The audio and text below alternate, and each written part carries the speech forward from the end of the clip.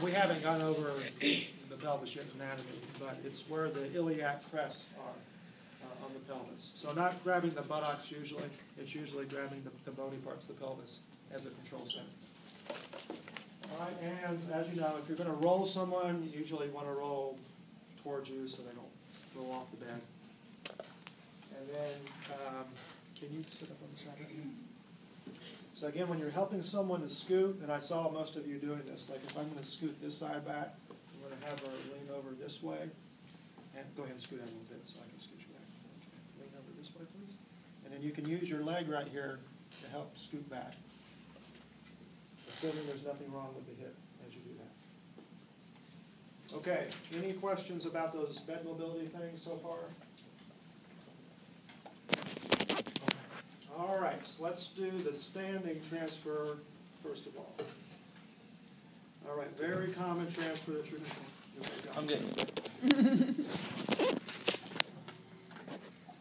Okay, first of all, we're going to use a gait belt, so you want to make sure you know how to use a gait belt.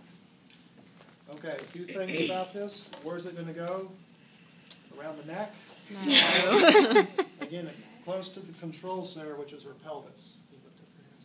Right around her waist right there. Okay, there's a section that has the teeth in it, and that's what you're going through first. You go through the teeth section.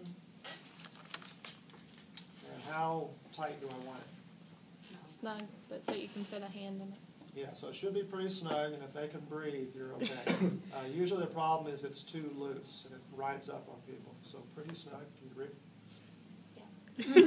And then the free end goes to the other section. Some people will just let it flop around. I usually do. But some people like to tuck it in so it's not flopping around. Okay, but now that gives you something to hang on to.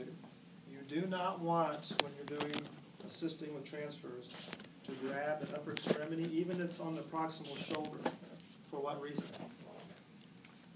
You could hurt. Hopefully she's using her arms, and that just interferes. So try to keep your hands off of the upper extremities. To have a hand on the shoulder, on the scapula is fine, but keep it off of the humerus on your arm. Okay, we don't want to grab clothes, even pants. That's what the gait belt is for. There's another type of gait belt you might see. When I left Baptist, we were starting to use these gait belts. What do you think? It's kind of a plastic gait belt. What do you think the advantage was of these? Germs. Was that? For germs. Easier to clean, that's right.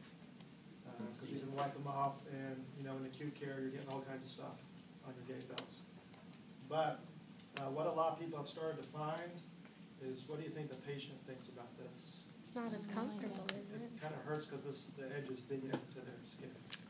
So you may or may not see these. These are still pretty typical gait belts. You'll see other varieties of gait belts.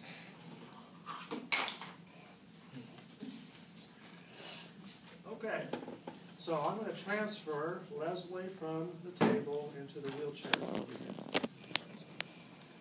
And we want to follow the 4 basics. And we haven't gone over wheelchairs again, but you at least need to know how to swing away